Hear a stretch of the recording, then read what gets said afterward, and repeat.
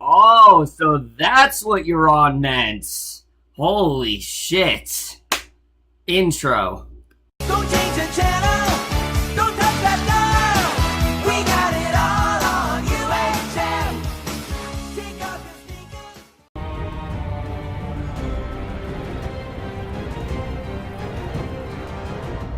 Hey guys, it's Homer for Game of Thrones, Season 7, Episode 2, Stormborn, and I was definitely looking forward to this episode, mainly because it's just so great to have the show back on the air. Like I said, this was, I think, the show that was really going to make this kind of bland summer TV a lot more interesting, and last week's premiere, while great, was definitely very plot-heavy and was very much just setting up things. This was the real start of the season. This episode was phenomenal. I fucking love this episode, and it's pretty clear that they are, in fact, embracing the shorter episode length. I mean, the fact that they have less episodes, it means that they're not going to slow down anything. They're going to speed up very quickly, but I think it's a good idea for them to do that. I think it's a good time for them to speed things up. You know, we're getting to the end, and I really did love this episode. There was a lot of stuff going on here. And unlike last week, a lot of it focused on Dragonstone, surprisingly, which I thought made a lot of sense since that was the least amount. That was the one storyline we saw the least amount of last week. I thought it made sense that was actually the most we saw of this week. But there was a lot that went down this episode. We actually had some pretty big deaths, which I was quite shocked about. And that ending, I'm definitely going to get into that right now. But let's just get into this episode because I definitely do want to talk about it. So we start off and we see a storm is gathering at Dragonstone, and Daenerys is with Tyrion and Varys, and they note how a storm like this gathered on Dragonstone on the night before Daenerys was actually born, and she questions the loyalty of Varys. She's not entirely sure if she can really trust him, remembering all the times that he previously betrayed his kings and how he was a part of the plan to sell her to the Dothraki for Viserys. So there's a lot of bad blood, obviously, between Varys and, Varys and Daenerys. So Varys makes it clear that his loyalty is not to the person who rules the kingdom, but to the people who live in it. That he, in fact, will be loyal to her, and that she has nothing to fear, and that he can be a very trusted ally. So I like that he very quickly, tried to brush to the side, said, look, you can trust me, because at this particular point, I mean, Daenerys really needs all the allies she can get, and Daenerys is probably in the best position she's ever been in this show, and the fact that she is having, all these allies and things like that, I thought was definitely really great to see, but they seem to come to an arrangement of what they're actually going to do here. Again, even though she's very worried, it does seem like they come to an arrangement. So we then see Melisandre. She returns to Dragonstone, her former home, when it was the castle of Stannis Baratheon. Remember Stannis when he was killed in season 5 and he was living there? But she meets with Daenerys and warns her of the Long Night that is coming to Westeros. And we don't know exactly what that is, what the Long Night's all about. But Melisandre believes that Daenerys may be the prince that was promised. Even though she's obviously not a prince, it's more of just a theoretical thing. Like, it's a symbolic prince. Like, that's kind of what Daenerys is. And when Daenerys points out she's not a man, Missandei corrects them and says that the prophecy was genderless in its original High Valyrian. So basically, basically this is the title that Daenerys, I think, definitely deserves to have. And she tells Daenerys that she should meet with Jon Snow, the king in the north, and this is how we know things are really starting to come together here. Because, I mean, what has this series been called? A Song of Fire and Ice. And we know that, obviously, Daenerys represents the fire, while Jon's gonna represent the ice. And that's what this episode is really leading us up to, is this huge confrontation between these two, and I can't wait to see the way that's going to go down. But Tyrion agrees that it's a great idea, that why shouldn't she meet up with Jon Snow? He could definitely be a good ally for her. He could definitely be something that she works with, and she orders for a raven to be sent to Winterfell, instructing Jon to come to Dragonstone to bend the knee. So again, this is a confrontation I've been wanting to see for a very long time. I can't wait to see the way this was going to go down. But out of everything, this was definitely a story that I was the most into. I love how things are starting to connect. I love how things are starting to come together, and I can't wait to see the way things do go with this. So we then get a scene that I think we've really been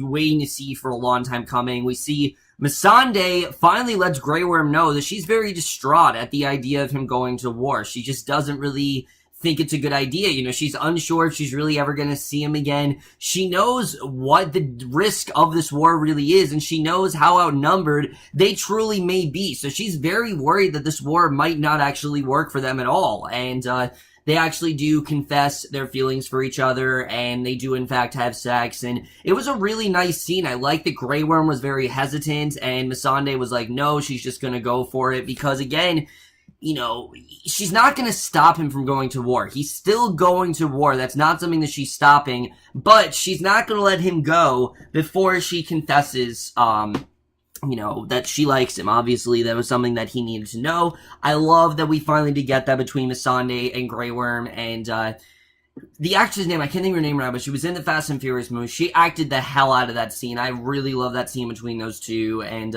really good stuff there. Definitely really enjoyed that. But the Young of the North are then training for war in the Yard of Winterfell, and, Daenerys' Raven then arrives. Obviously, like I said, she sent it out, and Sansa reads the message and believes it to be a trap. Like, this is not at all a good idea. Why would we be allying with a Targaryen? I mean, the Targaryens have never really been benefiting the Starks. Why at all would they want to work with them?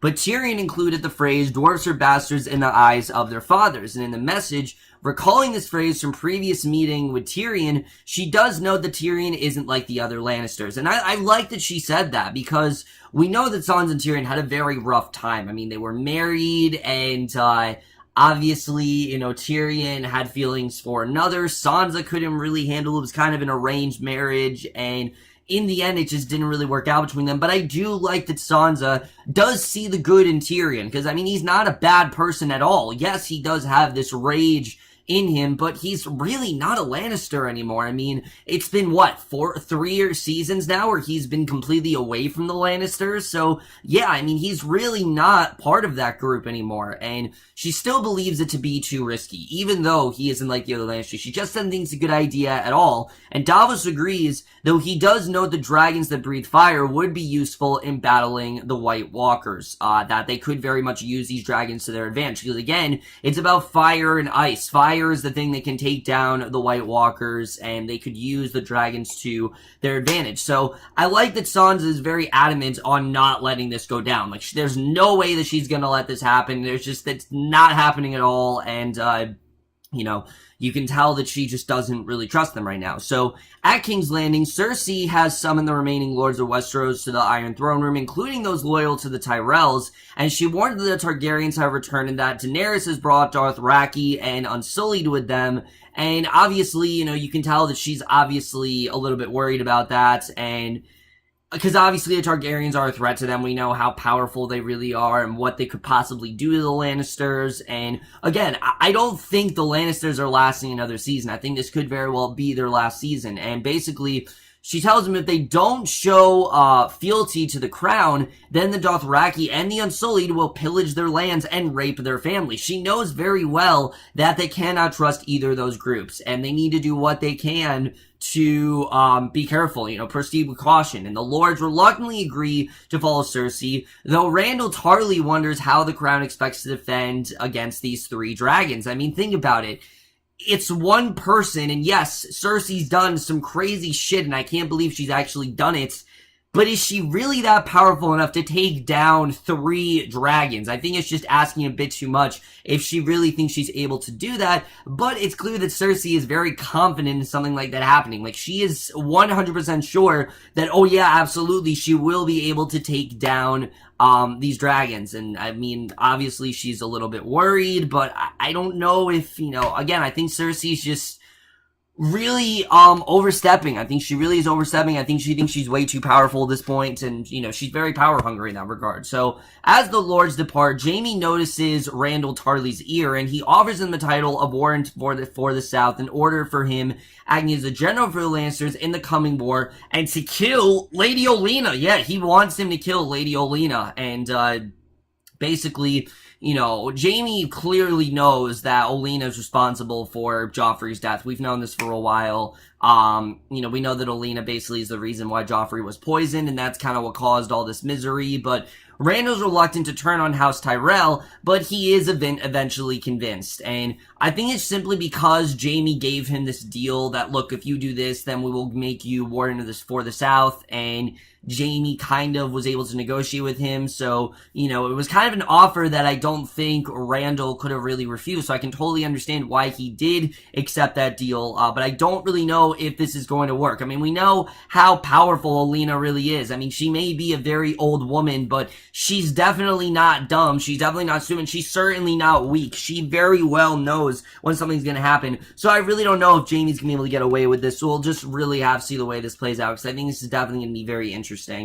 So at the Citadel, Randall's son Sam, he's with the Archmaster in Jorah's cell, and now I kind of am interested in seeing where Sam's arc is going. Sam's arc last week was probably my least favorite part of the episode. I just didn't really know where they were really going with it. Here it is starting to make sense though, because the Maester believes that Jorah's grayscale is just too advanced to cure. There's no way they're going to be able to cure it, and it's sad because you can tell that Jorah, he's getting even worse. He can't even talk at this point, so he really is in a very bad state, and it's going to take another 10 years, but it will be crazed long before that, because we know what the grayscale can do to you. It makes you go insane. So they basically tell him the idea that, look, if you want to shove a sword down your throat, now is the time to do that. So I'm thinking Jorah is going to end up committing suicide. I don't know if that's actually going to happen, but the Maester grants Jorah one more night stay at the Citadel before he'll be sent off to Old Valyria with the rest of the Stone Men.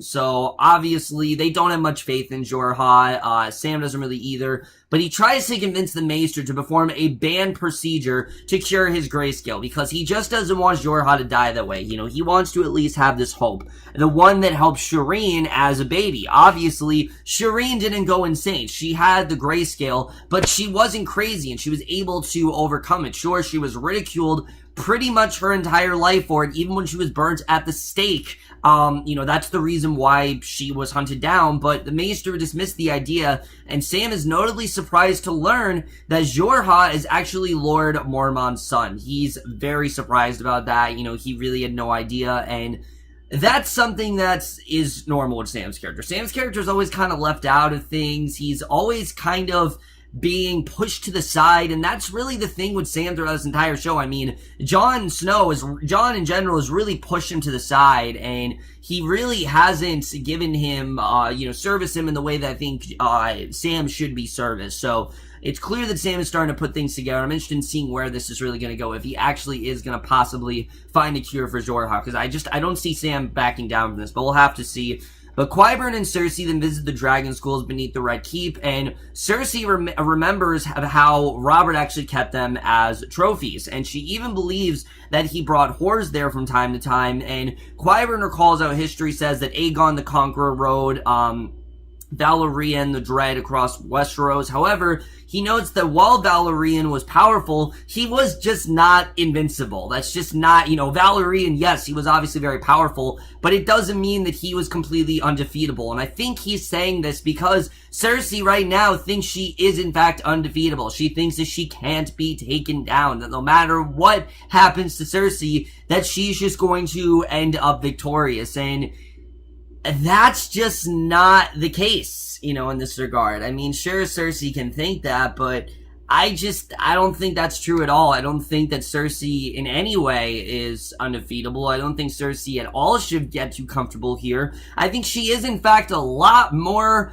expendable than she really feels she is. And Qyburn shows Cersei the ballistic crossbow that he built based on the information they learned of one of the dragons being wounded by spears in the fighting pits of Meereen, and he has Cersei fire the weapon, and it shatters Valerian's skull, so it seems they have a weapon capable of killing a dragon. So yeah, they might actually be able to this might actually work in some way. This might actually be able to pull this off. I'm very surprised, but yeah, if they have a weapon that can kill a dragon, I don't see how this can't go wrong for Cersei. However, I don't think Cersei should get too comfortable in this, because I do feel the worst is yet to come for her. I just don't really trust, Cersei in this role right now. I feel like things are just gonna get worse for her as time goes on, but we'll really have to see the way things do play out here.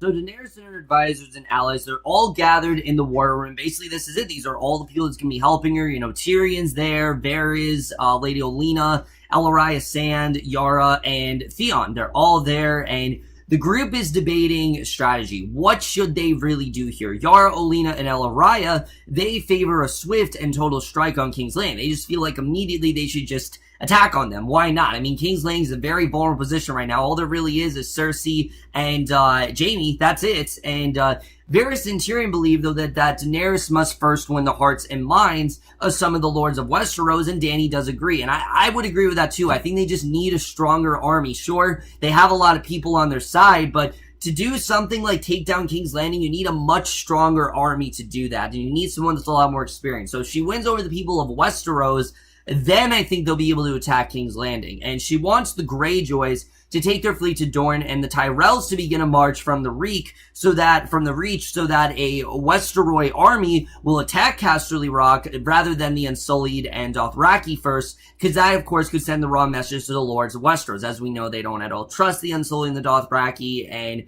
it's better for them to just get on their good side. So I think it definitely is a smart idea. But meanwhile, the Unsullied and Dothraki will, in fact, attack Casterly Rock. So it seems like they kind of have this all planned out, and Oleena advises Daenerys not to hinge too hard on the advice of clever men like Tyrion. As we know, Oleena does not really trust Tyrion. We've known this for a while, but she just doesn't seem to have much faith in him. And she says that she has outlasted many clever men by ignoring them. She's been able to be independent and be able to do things on her own. And I really did like this scene. I could see how someone thought this came across as, too feminist or something like that, but I thought it made sense. I mean, Daenerys is a character that doesn't really need a man in her life. She doesn't need to be taking orders from men. That's what she's done her entire life.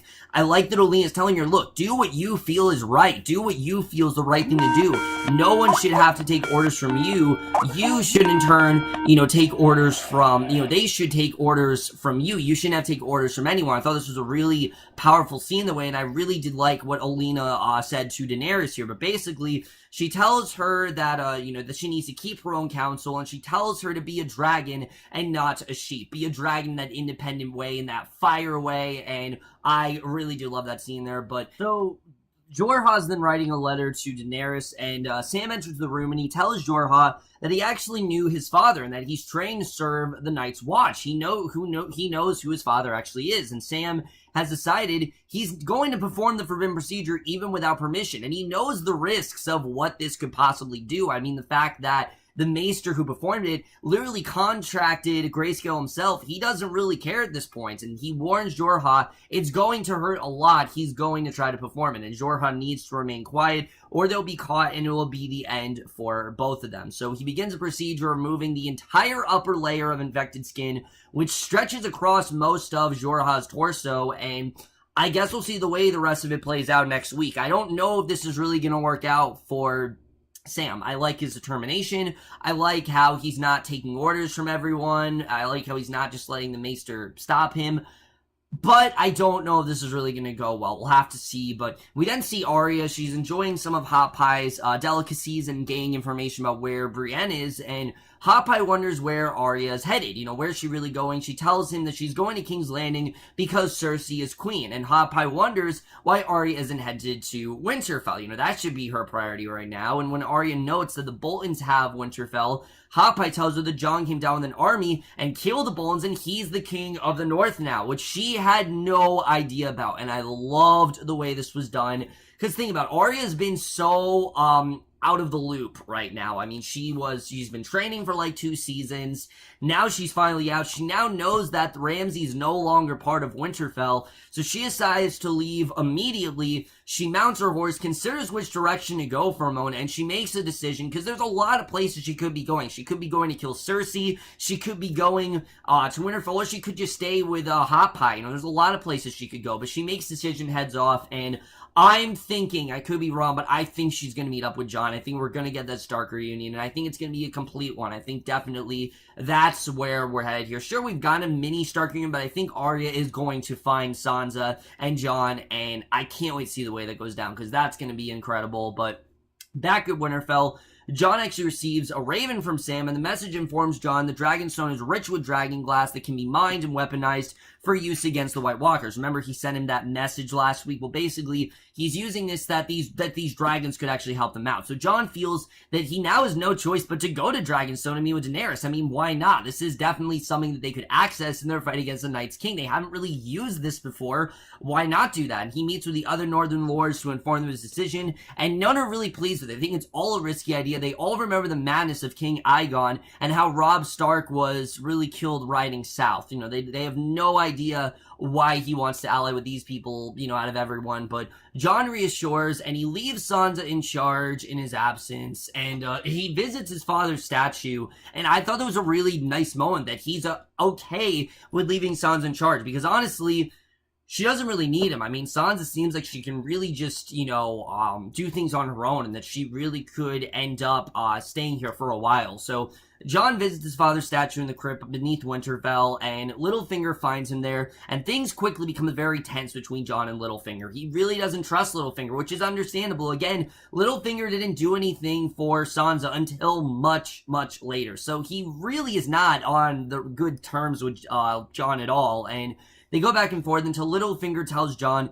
that he loves Sansa the way he used to love Catelyn, and that's the truth of the matter. And Jon then slams Littlefinger against the crypt wall, tells him that he lays a finger on Sansa, then Jon is going to kill him. And I think he means it. I genuinely think that he will kill Littlefinger if he has to. And, I mean, Sansa doesn't need him. Sansa's, like, way past this. Sansa wants nothing to do with Littlefinger at this point. He clearly has a fond attachment to her, but she wants absolutely nothing to do with him. So I think it would be in Jon's best interest just to kill him. I think, honestly, that is probably the best thing to do right now, and I think that is where we're heading. I do think he is going to kill Littlefinger. I think he genuinely is, you know, serious about that. So he waves farewell to Sansa before riding off with Sir Davos for White Harbor and Dragonstone, and we know that he is going to meet up with Daenerys next week. I can't wait to see the way that goes down, but that was just such a perfect reunion. But it is not the end of this episode, because we have to get to the ending. So first we see Arya. She stopped in the woods trying to keep warm. Her horse seems very nervous, and suddenly they're surrounded by a huge pack of wolves, and she doesn't know where they've come from, but one massive wolf, which is a dire wolf, is in the lead, and she recognizes her as Nymeria, which is her own dire wolf, fully grown now. She tries to reconnect with Nymeria, but the dire wolf and its pack turn away from her, and she whispers, "That's not you," after the wolves are gone. So she knows that this isn't the Nymeria that she's come to know. We don't know exactly where this is going to go, but I'm thinking she is going to somehow use these wolves, and they're going to get her to where she needs to go. So then we get to the ending here, which is just balls to the wall, insane. It's the kind of action the show just does perfectly, because it's so shocking.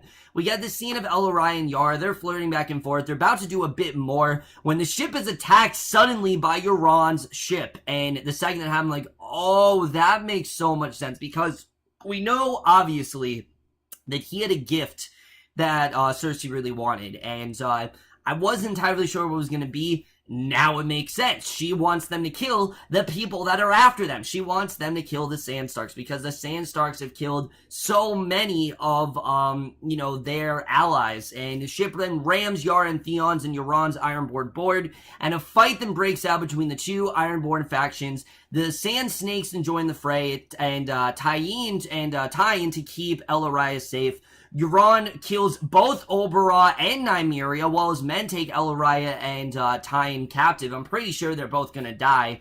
But Yara finds Euron, the two fight. Euron takes Yara as a human shield. He calls for Theon's attention. Euron then taunts Theon, and Theon then looks around the ship at the carnage. He jumps overboard, and Euron then takes Yara. Again, I'm pretty sure he is going to kill her, but yeah, he basically just destroyed all the Sand Snakes. He just completely decimated them, and Theon then floats on the wreckage in the seas. He watches his other ships burn, and Euron has in fact performed the task that Cersei needs, and that is the way this episode ends. Really incredible stuff overall, but let's just get into this episode and where we are headed into the rest of this season. Oh, holy shit, is there a lot to talk about. I mean, 10 million things really went down just at the last moment there. First of all, we gotta talk about Euron, because when we saw him last week, I did not expect him to be like the big intimidating, menacing force of the season, but it really does seem like we're going in that direction. Obviously, Cersei's been like one of the, like undercurrents of the entire show. She's always been like one of the biggest adversaries, but every season we've had that like one really powerful force. Seasons 5 and 6, it was Ramsay's before, it was Ramsay. Before that, it was Joffrey. I think Euron is going to be that really, just this very sort of morose, this like I said, very, sort of menacing evil force, and I think that's definitely something abrasive presence. We're definitely going to get that from Euron this season, and if he can do that to the Sand Snakes, he can easily kill anyone. Like, if Cersei wants him to kill Daenerys and all of them, I think he honestly could. The difference is what Daenerys has that he doesn't are dragons, and I don't know if he's going to be able to take down dragons. I don't see that happening, but I do think we are eventually going to get to that point, because Cersei knows that obviously, they should be worried about the Targaryens, and she thinks the Targaryens are just going to attack them. She thinks it's just going to go down perfectly. Little do they know, the Targaryens have a much bigger plan. They're going to ally with, the people at Westeros, and I think it's a very smart plan to do that. Obviously, Jon's there, Sansa's there, Jon has access, to things that, Daenerys could really use to her advantage, and, Daenerys has weapons that Jon could use in his fight against, the Night's Watch can use in their fight against the Night's King. So, it really does seem like there's a lot of stuff that these two really need. Like, they really do need each other in that way, and I'm loving the way we're setting this up. I think, honestly, Jon and Daenerys, they're gonna be the last two standing. I really think that's where we're headed here, that these two, and Sansa to an extent, I think these two characters are really going to be the heroes of this series. Again, think about it, it's called A Song of Fire and of Ice and Fire. We know obviously Jon's the ice, Daenerys is the fire, and that scene where Oleena is telling her, be like the dragon, that is how Daenerys is the fire, and I think that perfectly sums it up there. So I can't wait to see the way the conversation's going to go down. That is going to be just so monumental, and I think it's something we're going to be talking about basically for the rest of the show. I can't wait to see the way those two do meet. I've been waiting for it for so long. Meanwhile, you got Arya, who basically, it seems like, is on her way to reunite with Sansa and with Jon. Now, she's going to see that Sansa's there, but she's not going to know where Jon is. Now, knowing Arya, she's going to try to ally with Jon. She's going to go to Daenerys and all of them, but I don't know if she's really going to be successful. We'll have to see the way that's going to go. Remember, Arya's been on the run since basically the Reigns of Castamere. She basically has been on the run since then, so I don't know, how this is going to go for her, if she's actually going to be able to ally with Daenerys and all that. I don't know how this is going to go. We'll have to see the way that really does go down, definitely.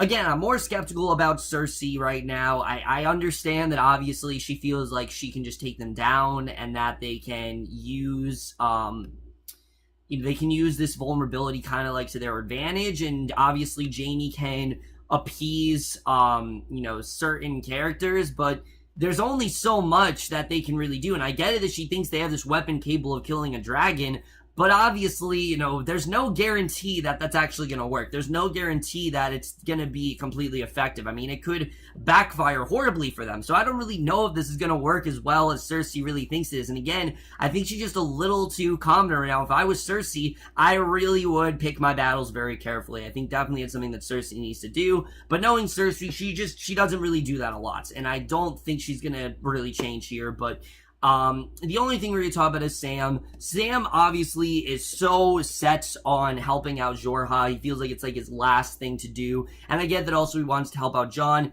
I don't know if Sam's really going to do this. I'm hoping that he does, because like I said, Sam, his arc throughout the show has been that he's been pushed to the side a lot by Jon, and I'm really hoping that this does work out for him, and Jon's going to realize, holy shit, this person that I've put to the side actually is very useful. Sam, after all, did kill that one White Walker in that episode. He was, again, it was kind of like, reluctantly he did it, and it was kind of like accidental, but he still did do it. So yes, he is capable of a lot more, and I think Jon is definitely going to start to see that here. So I can't wait to see the way that all that is going to go down. Overall, guys, I fucking love this episode. This is the kind of episode of Game of Thrones that I just completely relish in. I love the way the show is moving forward at such a vast pace, and I'm really loving it.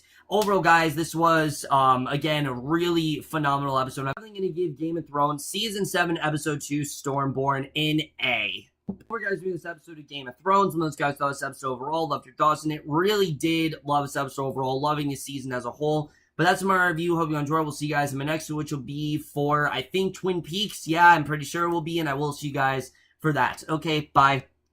It's so lonely when she's not